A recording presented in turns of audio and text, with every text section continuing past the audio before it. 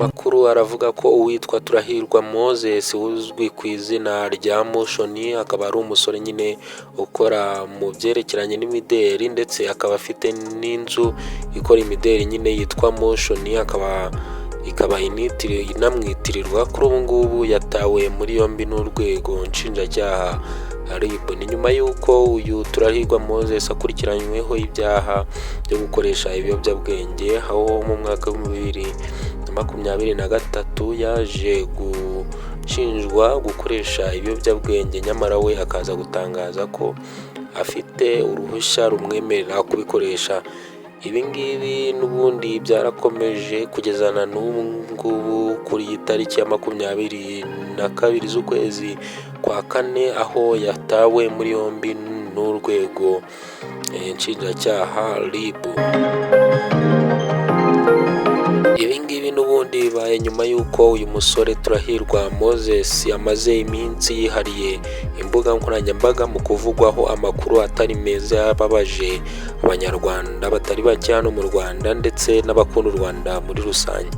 Nyuma y'uko uyu musore atangaje amagambo atari meza ndetse akaza no kuyashyira ku mbuga nkoranyambaga, havuga ko nyine yanga inkotanyi ndetse n'abayobozi b'u Rwanda muri rusange. Ni ibintu bitavuzweho n'abanyarwanda, ni ibintu bitavuzweho rumwe n'abanyarwanda, ndetse bikaza no kubabaza abatari bakeya bibaza impamvu atinyuka gutangaza amagambo nk'ayo ngayo. Atangaza ibi ngibi yavuze ko umubyeyi we yahohotewe igihe yari afunzwe, ndetse bigakorwa n'ubuyobozi bw'u Rwanda. Nyamara nyuma gato y'uko avuze ibi ngibi haje kumvikana andi majwi avuga ko nyine ari ay'umubyeyi we, yitangariza ko ibyo umuhungu we avuga bitigeze bimubaho, ndetse anahinyura amakuru yose yavuze. Avuga ko umwana we atazi ahantu akura amagambo mabi nk'ayo ngayo kuko atigeze abimutoza.